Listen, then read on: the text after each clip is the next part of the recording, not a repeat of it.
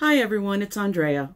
The situation regarding the likely appointment of Brett Kavanaugh to the Supreme Court has women across the country feeling angry, and it's brought to the fore the pervasiveness of sexual assault. According to the Rape, Abuse, and Incest National Network, 1 in 6 women has been the victim of an attempted or completed rape in her lifetime. RAIN's statistics also show that 54% of all sexual assaults are committed on people of all genders 18 to 34 years old. And RAIN also points out that 82% of all juvenile victims are female. 90% of adult rape victims are female. So this is largely a problem of the nature of the domination and control perpetrated against people who identify as female, and understandably, women are outraged and they're telling their stories. We have to keep in mind that the core impetus for sexual assault is, of course, violence. And as far as female self-identified people are concerned, misogyny is part of the impetus as well. Just like many of you, I've been the victim of gender-based attacks, and when I was younger and more slender, it was sexual-based. However, as I've gotten older and less conventionally attractive, misogynist attacks have taken a different turn, though still violent, and I believe it's time we start talking about the full scope of what constitutes violence in our organizing spaces. 2 years ago, I was the victim of violence via a physical threat over ideological differences from my fellow Green Party of Colorado State Party co-chair at the time, Bill Bartlett, at a state party outreach event at which he had become very intoxicated and increasingly aggressive and belligerent. As the event wound down, the people left to pack up were myself, my husband, and Bill. He was talking at me while I loaded things onto a little baggage cart that I had brought. We were walking back to my car, and he stops for a moment to remark on the way that I've balanced the items on the cart. He says, "That's the thing I find amazing about tribal people, how they handle loads." I answer along the lines of, "I think that there are people with this ability everywhere." He wasn't so drunk that he couldn't understand my roundabout point that I felt his comment was racist. Then he started talking about how he has this same kind of disagreement with his friend Miguel about what constitutes racism and what doesn't. He was describing how he regularly explains racism to Miguel, and he's trying to make his point to me as he's getting more and more agitated. I disagree that he knows more about racism than Miguel. He begins to exclaim that I'm an academic as a way to say that he's also intelligent and informed. Up to this point, I'm alone with him, but then we get within earshot of my husband, who has gone ahead to carry some of the load. Bill gets more and more agitated because I'm not accepting his definitions of racism, calmly but firmly. He finally gets down on one knee in some sort of a faux chivalrous gesture, and I'm taken aback at the strangeness of the gesture, but I don't really articulate much because I'm aware of his level of aggressive intoxication. He then stands up, angry that I'm not swayed by his gesture, and says, "I will fuck you up." My husband, who's been sitting in the car watching, now steps out as he sees Bill take a step forward me in an aggressive manner. Bill says, "I will fuck you up," a second time. At this point, in an attempt to defuse the situation, my husband says to me, "Hey, we need to go. We're having a family dinner. We're going to be late." Bill says to my husband, "Fuck your family." At this point, Jason leaves the car and stands facing me with his back to Bill. I say to Bill, "You're really drunk, and we can take this up later." And my husband and I get in the car and drive away. What do you say when you're a co-leader of a state party? Who do you report the incident to? I sat and wrestled with the situation in my mind for a month, knowing viscerally that no one would believe me or that they would blame my forthrightness and outspokenness for this attack. Many of you that have dealt with this sort of situation know that men get a lot of leeway for this sort of behavior, and it's always the woman's fault for being too outspoken, too uppity, too something. I decided to confront Bill about this directly. In a chat about a month after the incident, I told him that he threatened me with violence. And after first chalking it up to my misunderstanding and asking for a meeting, I said that I would not be meeting with him in person. Then he talked about how he was in full warrior mode that day and how about he's an asshole to many people. He went on to admit being drunk, admitted remembering many of the details, but somehow miraculously did not remember actually telling me that he was going to fuck me up. Soon afterward, I reported the incident to other leaders in the party, including the state party secretary and one of the co-chairs of our second largest local, both men. They immediately wanted to recall Bill over this incident, especially because he was showing other forms of sexist and racist behavior in the way that he was interacting with people online. We wrangled over the prospect of recall for some time, and because we were in election season, I was the real bottleneck. I wanted to wait until after Election Day. They were supportive and receptive to my points, but they were resolute that things had to change. So I acquiesced, because when men decide to fix misogyny like they should be doing, we better get out of the way. These two male leaders called Bill, confronted him with all the information they had, and they asked him to resign. They told him that his behavior was completely unacceptable, and they said that if he didn't immediately resign, they would move to recall him. Of course, he denied everything, accused these two men of being poor leaders, and dug his heels in. So they initiated proposals within their own locals to co-sponsor a proposal to recall Bill, and it was soon posted in our state council. And like clockwork, immediately the same people who later opposed our anti-oppression bylaws in 2017 came rushing to Bill's defense. In a leadership phone call, I attempted to explain my side of the story, and in all his alpha male glory, Bill aggressively interrupted every attempt I made to begin to talk. Finally, I left the call and invited the people on the call to contact me directly. Here's how it went. Yeah, I think that this probably needed a lawyer. I mean, an accusation like this, and it should have been dealt with immediately. Mm-hmm. This is really outrageous.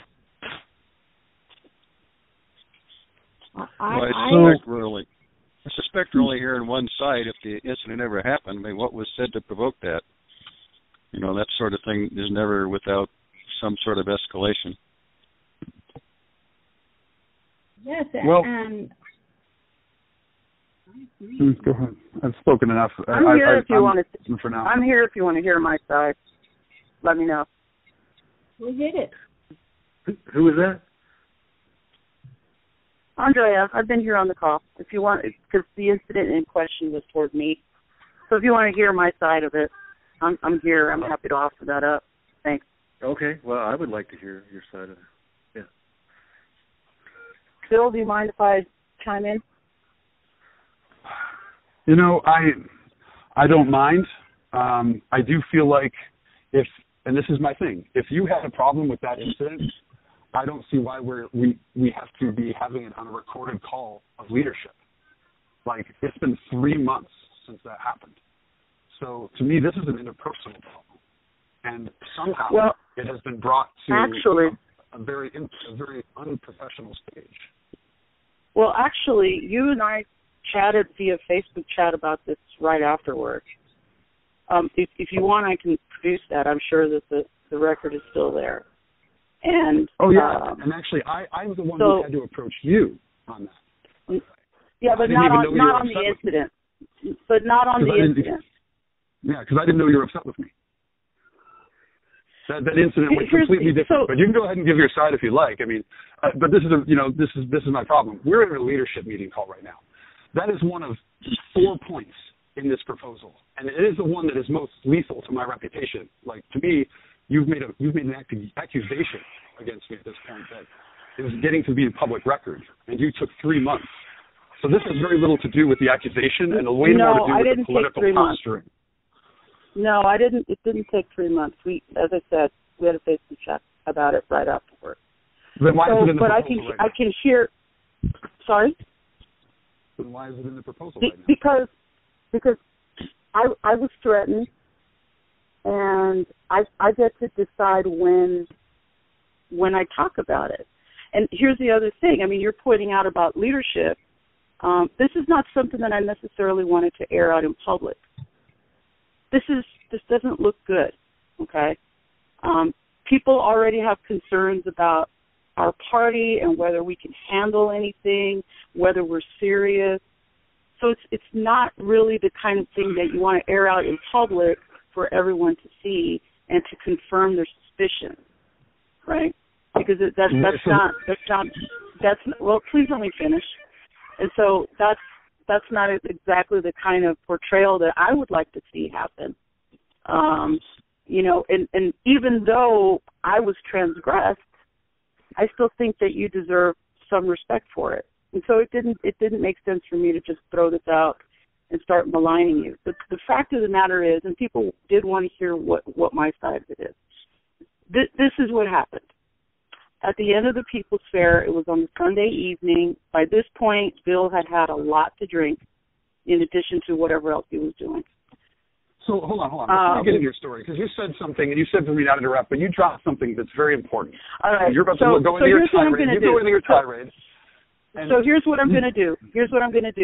Because I can sense that this is extremely high stress for you, and I respect that. This isn't high stress for me at all.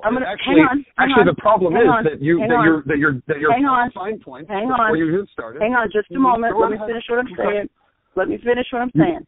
So because this is high stress for you, hang on. Because this is high stress, I'm going to leave the call, and folks have my number. And you can call me directly, and I can tell you exactly what happened. I do not think that's a good idea at all. I'd like to say my piece then. And we will let you have your piece because some of us are very suspicious and we want to hear the story. Okay. So I'm not feeling like I have the assurance that I can finish what I was saying. Well, I would before you, the only thing I want to make a point of before she starts on her story, which is fine, there's this sense that she did not want to make this public and that we wanted to forego the questioning and all this stuff. If that were the case, this wouldn't be in the proposal. That's what I'm trying to say. This issue, if it were still a bother, it wouldn't be if it wasn't a bother, it wouldn't be in the proposal. If it is a bother, why were we talking about it? So that doesn't have anything to do with what actually happened, right? So with all the but it has a lot to do with the setup to it. You know, it does have to do with the setup to it. Well, I felt set up. I felt ambushed. Okay, so I'm going to leave the call, and my number. I think you all have it. You all have my email. I'm happy to talk to any one of you without hesitation. I actually think it would be good to let her have her say right now. And we can judge what she says on the merits of what it is. Yeah, and I'm cool with that. I just wanted to. There's a tendency in these conversations to bounce an idea in and drop it like a little dropper and then keep going. I know how these things go. I'm a psychology person and too. We have seen just making a note. We have seen places to judge. Listen. Let's hear Andrea and then let's go Bill's response. It's okay. You all can call me individually. You have my number. This is upsetting to Bill. You know, this is upsetting to me as well, you know, having to relive this. And, you know, but you all know how to get in touch with me. But, you know, I'm leaving the call now. Thank you. Have a good night, everybody.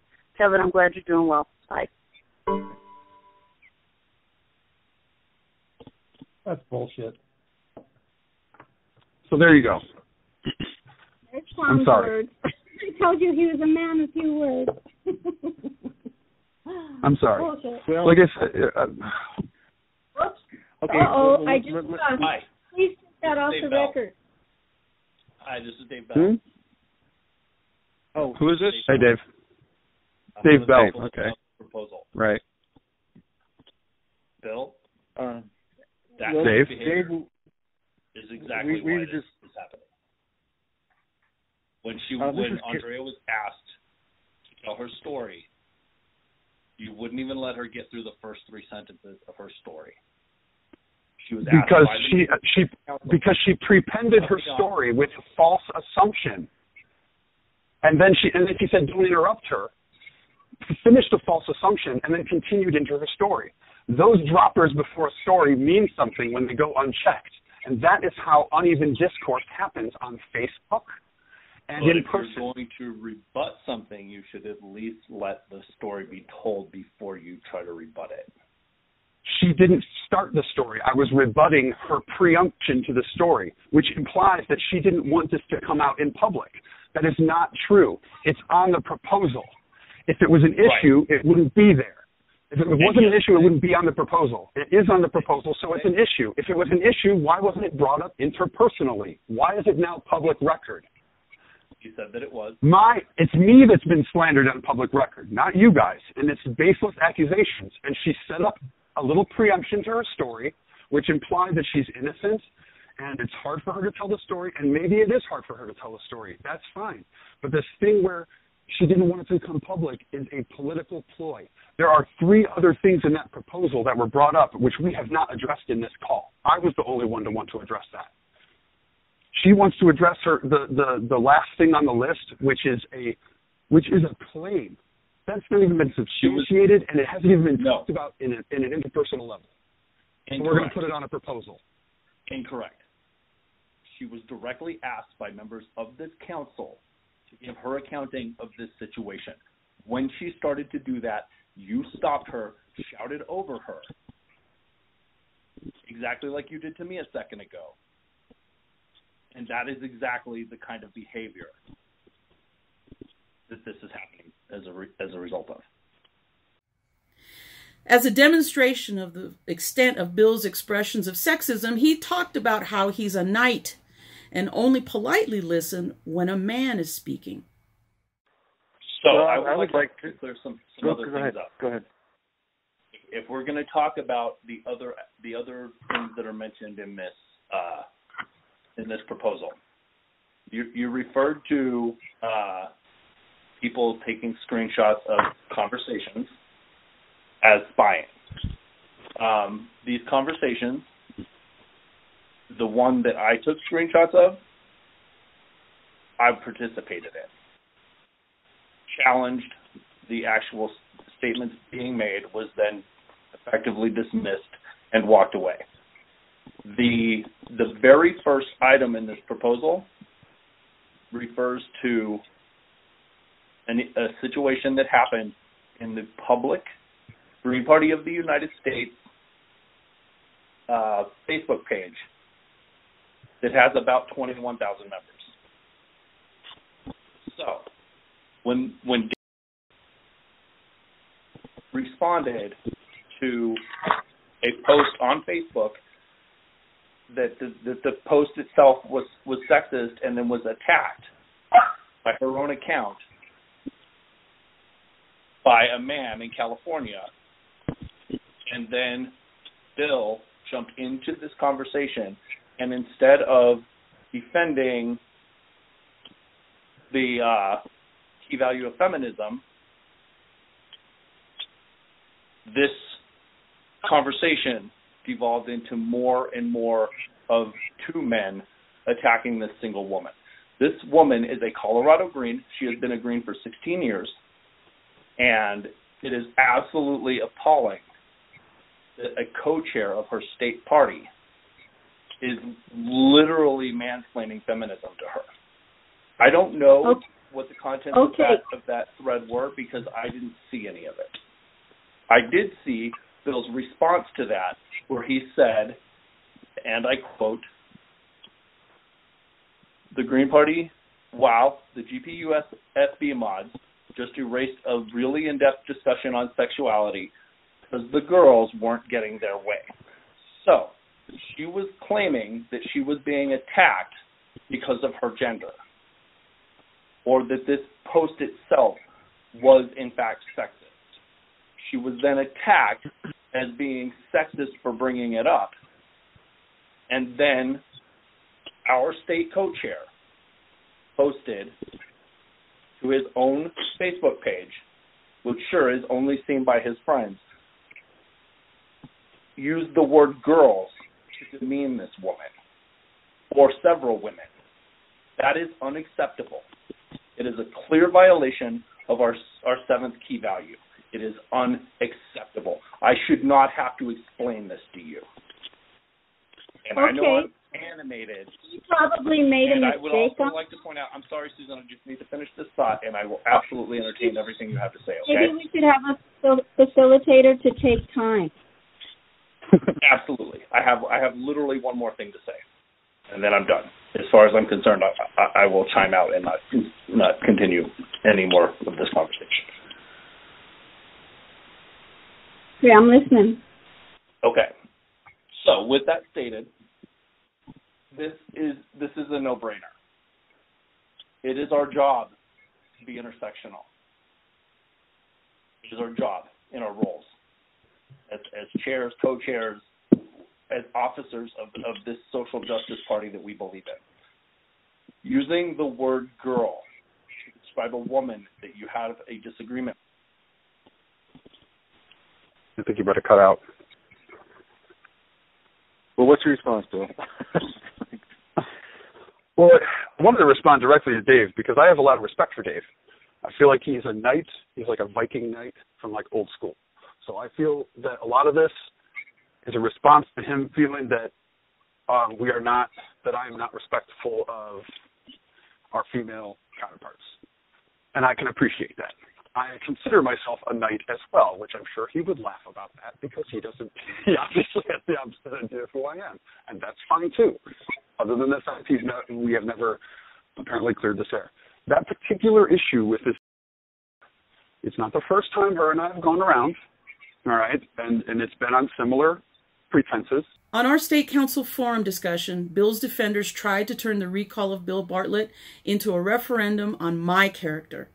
Ultimately, Bill resigned before the voting period was over, and we attempted to move on from the situation with a new co-chair that filled the vacancy. We used a democratic means to resolve this issue. This is the form of conflict resolution that we chose, even after 3 occasions of direct communications with him that didn't garner any sense of regret, any apology, or any sense of accepting responsibility from Bill. Later, because too often the 10 key values are often left up to personal interpretation, especially regarding feminism and diversity, we define what the values mean via our anti-oppression bylaws. Now, it's crystal clear that misogyny or other oppressive speech or actions are not fitting for the Green Party of Colorado, and our bylaws now state that, quote, state officers will conduct themselves in public statements, public appearances, and other situations acting in the capacity as representatives of the GPCO in a manner in keeping with the aforementioned values of anti-oppression, unquote. What typically happens in other state and local parties is a reticence to speak out, or worse, leadership often feel that their hands are tied or that they don't have sufficient conflict resolution skills. Sometimes they chalk these incidences up to mere free speech instead of understanding the systems of oppression that undergird such speech. In Colorado, our leaders don't get to just give up and walk away from the problem.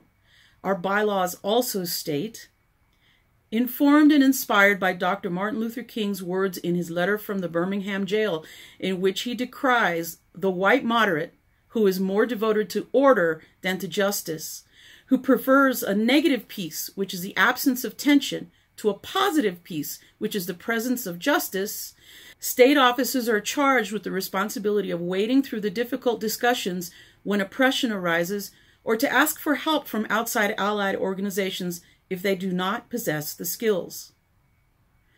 So what's the moral of this story? First, our party rules need to state clearly that we oppose oppression and that we understand the systems that empower it. The roundabout way many like to point to the 10 key values is not enough. And the fact that the 10 key values exist does not mean that members share those values. We must create safe spaces for everyone to organize in. And as I've pointed out repeatedly, when good activists feel that no one will back them up, they often choose to walk away from the organization. If you don't have an environment where activists feel empowered and respected, you create a situation in which they will not report these types of incidences, and it often takes a lot of backbone to report these things when you know you'll be attacked for it. It's an incredibly unfair situation that enshrines male privilege.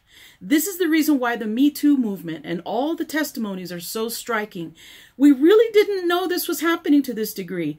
And it's because we've all had a hand in silencing victims. Or did we, and just felt too conflict averse to deal with it?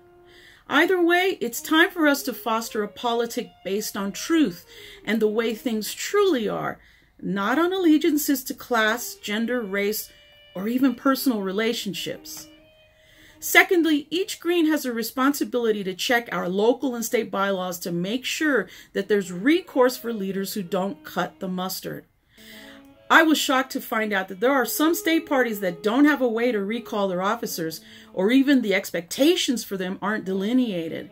Don't wait for your leaders to figure out how to hold themselves accountable.